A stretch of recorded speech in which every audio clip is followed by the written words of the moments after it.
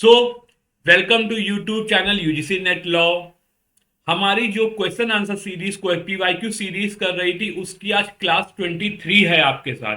25 classes आएंगी और उससे पहले आने से पहले मैं आप सभी को बता दूं आप सभी की एग्जाम डेट आ चुकी है और लॉ का पेपर पहली शिफ्ट में पहले टाइम होने जा रहा है। दैट इज जो हमारा लॉ का पेपर है वो फर्स्ट पे होगा। किस पे होगा? फर्स्ट। सबसे पहले लॉ का पेपर दैट इज 31 को सुबह 9 से 12 की शिफ्ट में लॉ का पेपर होने वाला है।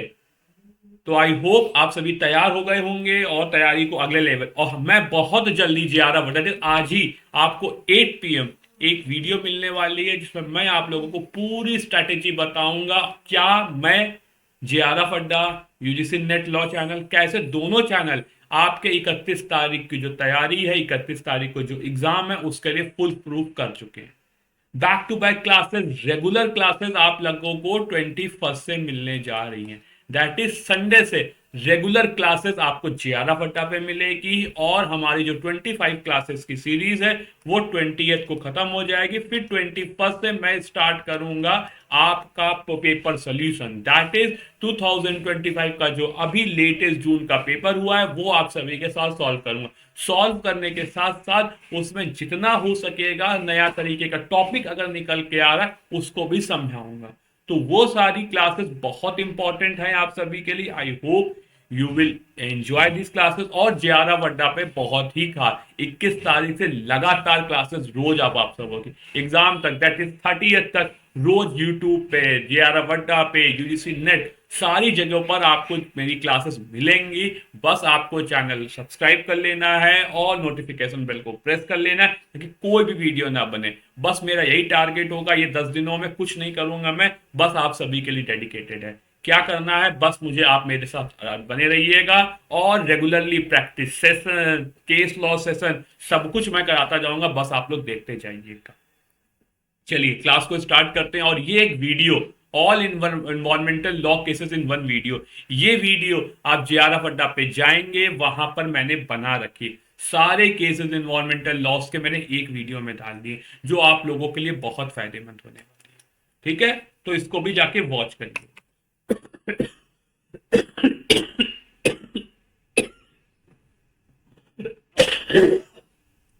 अगला मैच द फॉलोइंग, बताइए।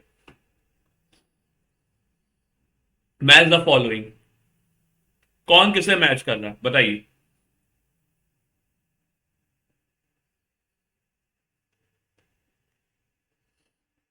देखो इसमें सबसे पहली बात तो मोहरी बीबी वर्सेस धर्मोदास घोष 1903 वाला स्टेप निकालो। 1903 के बाद सारे कॉन्ट्रैक्ट वॉइड हो गए, तो सी का सेकंड हो जाएगा। ठीक, आप बताओ ये। आप देखिए सी का सेकंड कहां पर है? सी का सेकंड एक ही ऑप्शन में है, तो ये सारे गलत हो गए। अब इसके हिसाब से चलिए।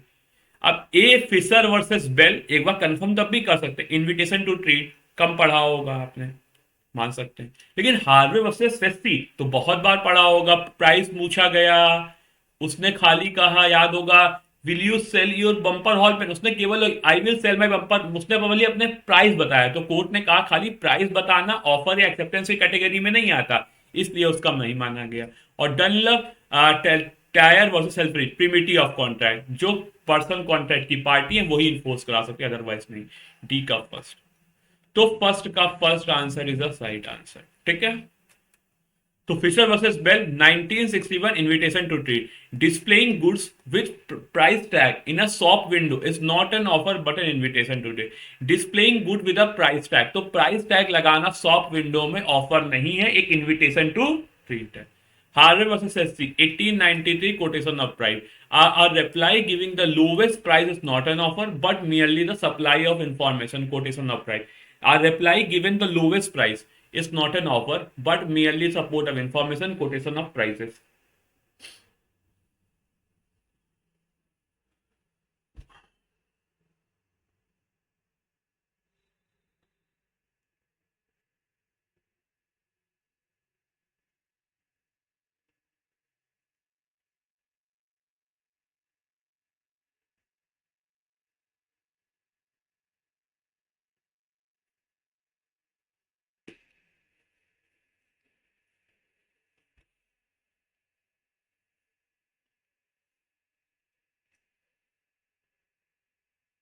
ठीक है।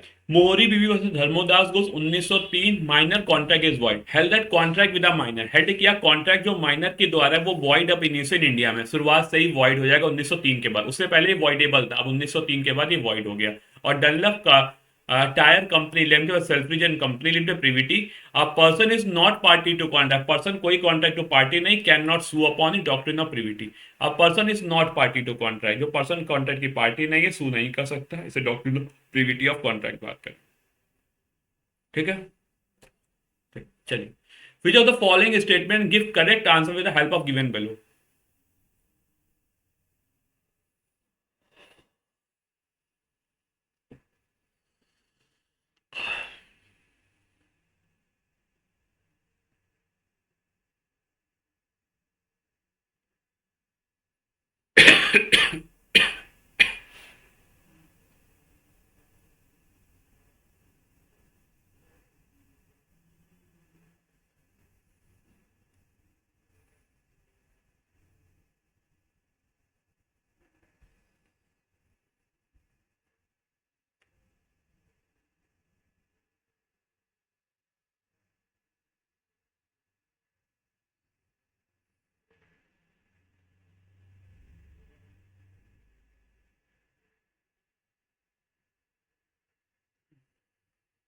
बताइए।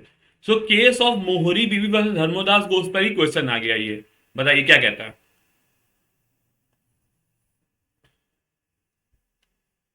देखो, has let down minor contract become valid, ऐसा कभी नहीं है। ये कभी कहीं कहता है कि माइनर कॉन्ट्रैक्ट वैलिड हो जाएगा जब अटेन मेजोरिटी, इसलिए ये नहीं है। Is the decision supreme court of India, ये प्रीवी काउंसिल का डिसीजन है, ये सुप्रीम कोर्ट का डिसीजन नहीं है। It is the decision of Privi council regarding the, बिल्कुल सही, ये डिसीजन है प्रीवी काउंसिल का regarding the contract, minor contract is void, ये डिसीजन इसमें प्रीवी काउंसिल ने हेड किया, ये सही है। हैज लेट डाउन कॉन्ट्रैक्ट नहीं, तो यहां पर जो हेल्ड किया गया वो केवल और केवल सी इज साइड, तो C is correct and B are D are incorrect. ठीक है। तो मोहरी बीवी वर्सेस धर्मोदास घोष 1930 केस किसके द्वारा डिसाइड किया गया था, प्रीवी काउंसिल के द्वारा, सुप्रीम कोर्ट ने नहीं। ये केस हाईलाइट करता है एग्रीमेंट बाय माइनर, माइनर के द्वारा जो एग्रीमेंट है void of initial and no legal consequence can arise, कोई भी लीगल कॉन्सिक्वेंस अराइज नहीं हो सकता ऐसे कॉन्ट्रैक्ट से। केस ने क्लैरिफाई किया status of minor in contract and provide the contract by the minor can not ratify, contract जो माइनर के द्वारा रेटिफाई नहीं किया जाएगा upon attaining age of majority, and further no estoppel can be apply, और कोई भी स्टॉपल अब माइनर के अगेंस्ट नहीं अप्लाई करेगा। So defendant plea for compensation और restriction was denied and equity can not enforce any legal और contract. ठीक है, इसलिए तीनों इनकरेक्ट है। अगला बताइए, which of the following are the consequence of the breach of contract, कौन सा इसमें कॉन्सिक्वेंस है, परिणाम है, रिजल्ट है ब्रीच ऑफ कॉन्ट्रैक्ट का, बताओ बेटा।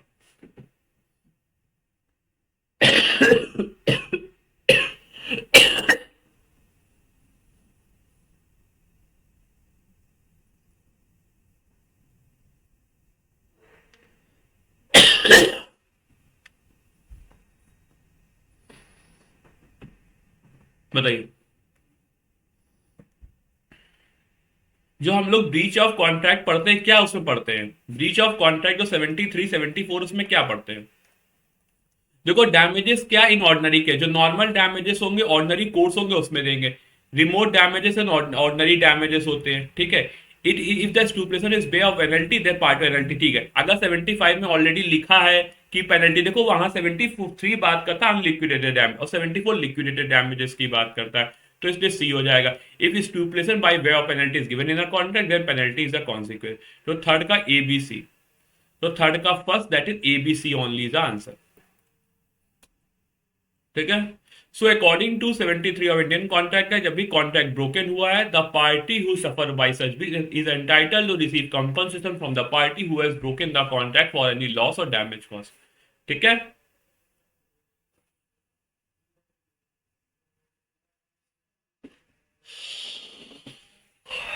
सॉरी।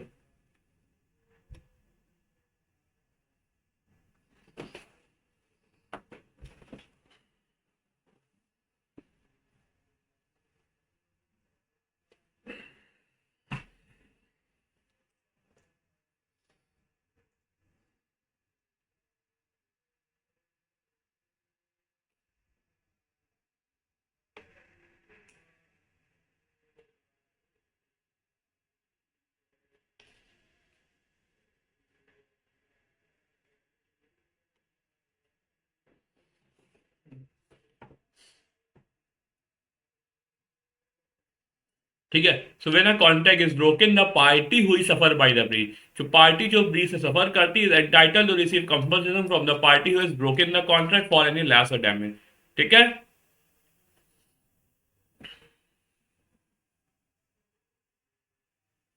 ठीक है। तो according to 73 of the Indian contract, जैसे ही कॉन्ट्रैक्ट ब्रेच हो जाता है, द पार्टी हुई सफर, जिस जो पार्टी उससे प्रॉब्लमेटिक है, जिसको नुकसान हुआ है, वो कंपनसेशन की मांग कर सकती है। कौन कौन से कंपनसेशन मिलेंगे? जो जनरली पर्सन एज्यूम कर, naturally arrows in the natural course of thing, और पार्टी न्यू, कि उनको पता था, नेचुरली एरोज, और उनको पता था अगर कॉन्ट्रैक्ट परफॉर्म नहीं हुआ तो ये होगा। Compass is not awarded, compensation कोई भी रिमोट या इनडायरेक्ट लॉस के लिए अप्लाई नहीं होगा। और सेक्शन 74 में लिक्विडेटेड डैमेजेस की बात करता है, उसमें लिखा है कि पेनल्टी का ये होगा तो इतना मिलेगा। ठीक है। Famous case Hadley versus Baxendale, it let on rule that damages should be naturally arise और कॉम्प्लीमेंटेशन ऑफ पार्टीज। ठीक। चलिए आगे बढ़ाइए। When 27 of the Indian Contract Act, if only part of consideration or object is unlawful, contract shall be what?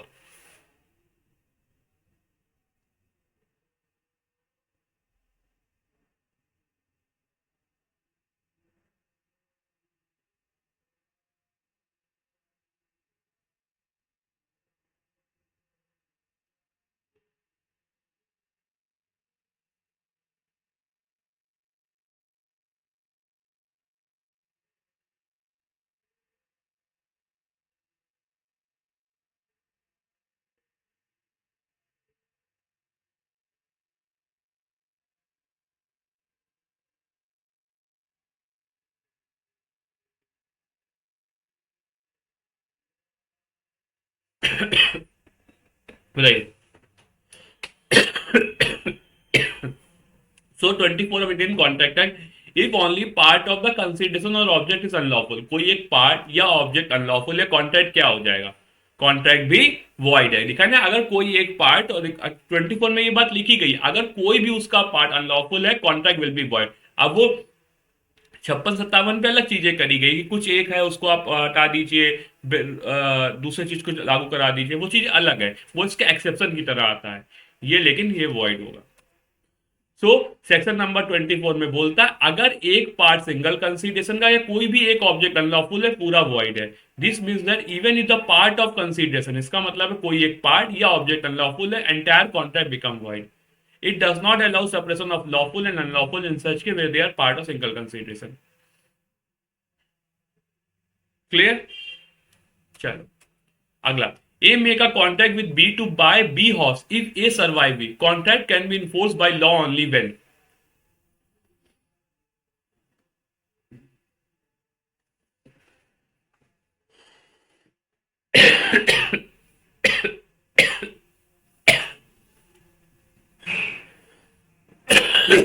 Sorry, बताइए।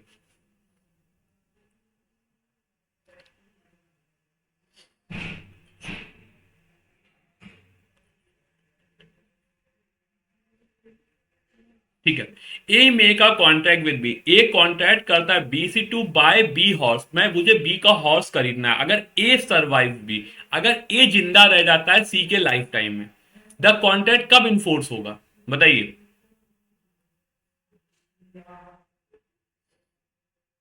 लिखा है ना ए survive, फिर से हिंदी में पढ़िए।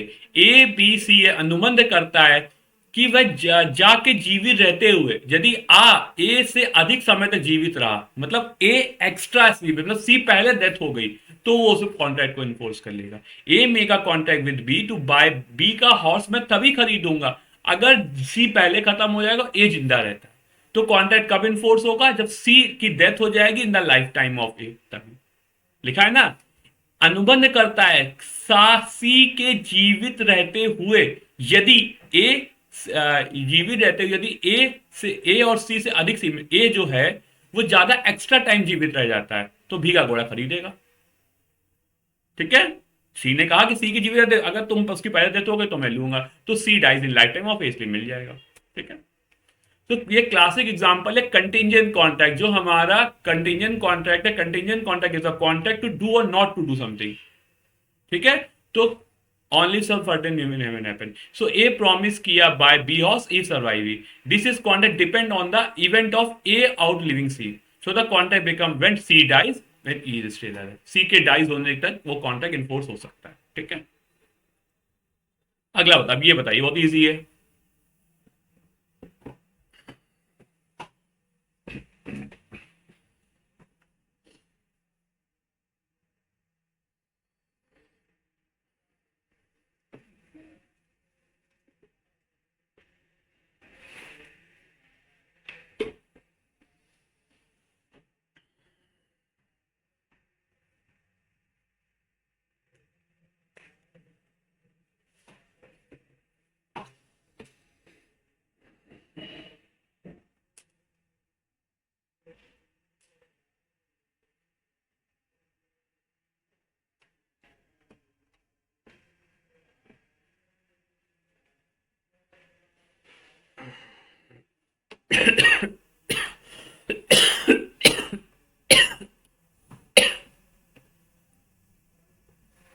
ठीक है, तो देखो, soundness of mind, fraud, free consent, competency to contract, सारी चीजें इसमें हैं। तो आपका जो फ्री कंसेंट है, देखिए साउंडनेस ऑफ माइंड आपका यहां पर आ जाएगा, नहीं नहीं नहीं, कॉम्पिटेंसी टू आ जाएगा। ठीक है, गलत गलत गलत गलत गलत। देखो, जो सबसे पहले तो फ्रॉड आ जाएगा सेक्शन नंबर 17 पर, बी का फोर्थ कौन सा है, बी का फोर्थ, ये दोनों हट गए फिर। अब देखिए, अब उसके बाद आएगा, उससे पहले फ्री कंसेंट आता है। फ्री कंसेंट आप सभी को पता है 14 पे होता है, इसलिए सी का फर्स्ट, बी का फोर्थ। देखिए, उसके बाद पहले क्या आता है, पहले कॉम्पिटेंसी टू कॉन्ट्रैक्ट आता है, उसके बाद साउंड माइंड आता है, फिर 13 पे कंसेंट आता है। तो कॉम्पिटेंसी टू कॉन्ट्रैक्ट कहां पर है, डी का थर्ड पे। ठीक, और उसके बाद आपका साउंडनेस ऑफ माइंड कहां पर है, 12 पर। तो ए का सेकेंड ये होना चाहिए। ठीक, बस हो गया, क्लियर क्लियर। अगला बताइए, मिस्टर एक्स, एक सेकेंड रुकिए, इसको वेट करिए।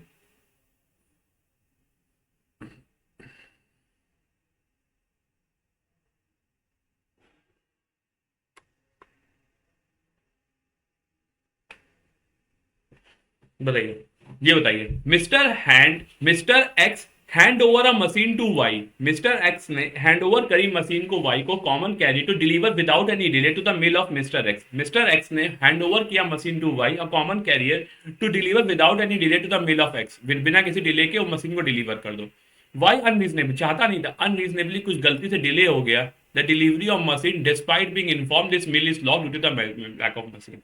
ठीक है, उस कॉन्सिक्वेंसेज मिस्टर एक्स को बहुत बड़ा एक गवर्नमेंट कॉन्ट्रैक्ट का लॉस हो गया। He is entitled to receive the, उनको कंपनसेशन मिलने के लिए एंटाइटल्ड है। That include average amount of profit which he would have done during the time of delivery was delayed, but not the loss sustain through the loss of government contract. ठीक, so अगला, compensation for the loss or damage caused a breach of contract is not to be given for any remote and indirect loss or damage sustained due to such breach। ठीक है,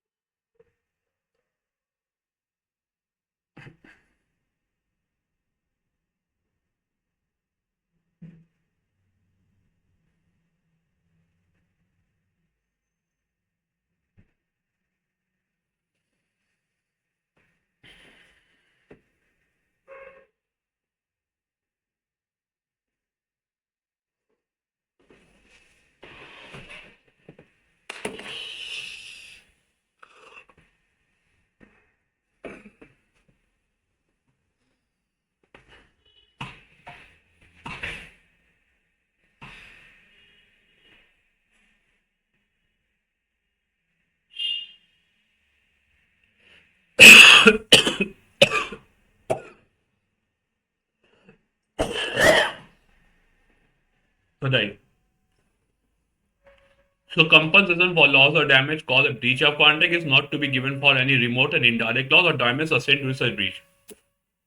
लिखा है ना, देखिए यहां पर क्या है, नुकसान हुआ, ठीक है, कॉन्ट्रैक्ट चीज पहुंची थी, नहीं पहुंची, बट लेकिन आपने उसको इन्फॉर्म नहीं किया। अगर इन्फॉर्म किया होता कि अगर ये तुम ये काम नहीं करोगे मुझे ये लॉस हो जाएगा, तो ये अनरीजनेबल, वो एक ऐसे है, रिमोट लॉसेज है जिसके बारे में आपको इन्फॉर्म करना चाहिए था। ठीक है, so as a consequence mister X को गवर्नमेंट कॉन्ट्रैक्ट का लॉस हुआ, he is entitled that includes the average amount of profit during which, तो जो एवरेज अमाउंट जो होगा वो मिलेगा कि अगर आपको पता था कि आपकी वजह से आपने अगर ये चीज नहीं पहुंचाई तो वहां पे फैक्ट्री बंद हो जाएगी, तो जनरल जो लॉसेस डे टू डे होते थे वो आपको मिलेंगे। एक आपको 2 करोड़ का कॉन्ट्रैक्ट नहीं मिला, इसके लिए आपने उसको बताया नहीं था, तो वो उसके लिए लाइबल, तो वही बता कर जो नेचुरली अराउज है, एरोज है, जो वो बताया है, या आपने उस स्पेशल सर्कमस्टांसेस के लिए नहीं मिलेगा। So the compensation for loss or damage caused by breach is not to be given for any remote or indirect loss. तो गवर्नमेंट कॉन्ट्रैक्ट नहीं मिला, एक रिमोट लॉस है, तो इसलिए इसको नहीं मिलेगा। तो इसलिए 7 का A and R true, and R is correctly explaining the, जो आर है वो करेक्ट तरीके से ए को एक्सप्लेन कर रहा है। ठीक है, चल।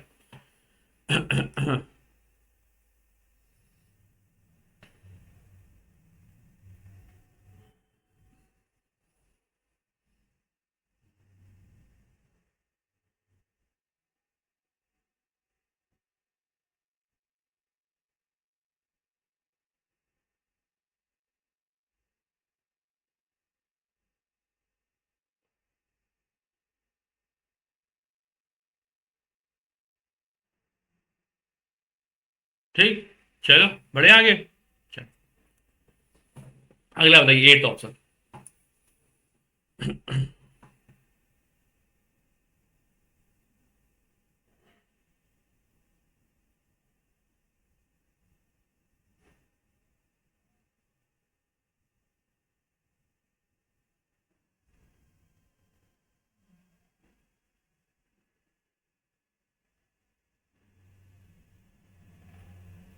बताइए एट। ठीक है, agreement not enforceable by the law is said to be voidable. Incorrect की बात हो रही, agreement not enforceable by the law, agreement is not enforce, जो इसको वॉइडेबल कह देंगे, तो ये थोड़ा सा हमको लग रहा है। And agreement enforceable by the law, law के द्वारा इन्फोर्स है तो कॉन्ट्रैक्ट है, बिल्कुल सही। Every promise and set of promise forming the consideration agreement टू ई पर डिफाइन है, ये भी सही है। An agreement not enforceable by the law is said to be void, ये भी सही। तो हमें निकालना incorrect, agreement not enforceable by the law is said to be voidable, नहीं, तो ये आंसर ये वॉइड हो जाएगा फर्स्ट में, तो first is the wrong answer. So agreement is void, agreement not, so agreement law के द्वारा जो इन्फोर्स नहीं वो वॉइड एग्रीमेंट होगा, वॉइडेबल नहीं। सो वॉइडेबल एग्रीमेंट इज वन जो लॉ के द्वारा इन्फोर्स है एक पार्टी के द्वारा, नॉट कंप्लीटली अनइन्फोर्सेबल।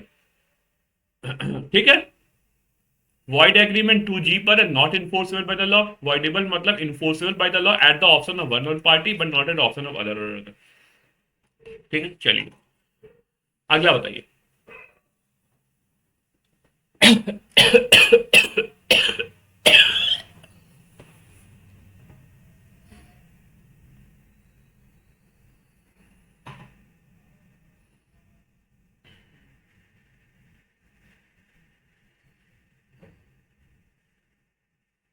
चलिए, contract is frustrated where the actual and specific subject matter of contract exist. आप कॉन्ट्रैक्ट को फ्रस्ट्रेटेड मान लेंगे when the actual and specific subject matter of contract has ceased to exist. बताइए इसका answer. अब contract is frustrated जब actual and subject matter, जो actual matter है वो ही सीज टू एग्जिस्ट हो गया, तो फॉल्स हो जाएगा, बिल्कुल सही, मतलब ये ट्रू है, सही है, ये ट्रू स्टेटमेंट है। कि तो कॉन्ट्रैक्ट फ्रस्ट्रेट क्या, जो एक्चुअल ऑब्जेक्ट है वही खत्म हो गया, तो ट्रू है ये। A contract will frustrate where the circumstances arise which make the performance of contract impossible in the manner। Contract को हम लोग frustrate मान लेंगे where circumstances arise which make the performance of contract, जो performance of contract है impossible है in the manner contemplated। ठीक है, A contract which require personal performance by the promiser, एक कॉन्ट्रैक्ट है जो पर्सनल परफॉर्मेंस प्रोवाइड करता है प्रोमिसर के द्वारा, is frustrated on the death of the promisor, promisor के डेथ पे। ठीक, अगला, ceasing of subject matter of contract does not frustrate the contract. Ceasing of subject matter खत्म हो गया तो वो कॉन्ट्रैक्ट को फ्रस्ट्रेट नहीं करता है। So ceasing of subject matter of contract does not frustrate the contract, गलत। ये सब्जेक्ट मैटर खत्म हो गया तो कॉन्ट्रैक्ट फ्रस्ट्रेट हो गया, इसका आंसर हो जाएगा 9 का 4th is the right answer. ठीक है,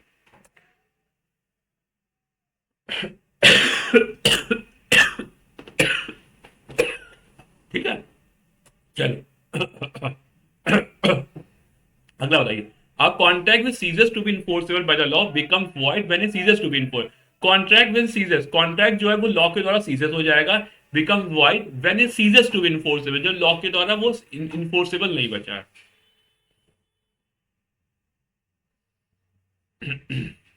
बताइए।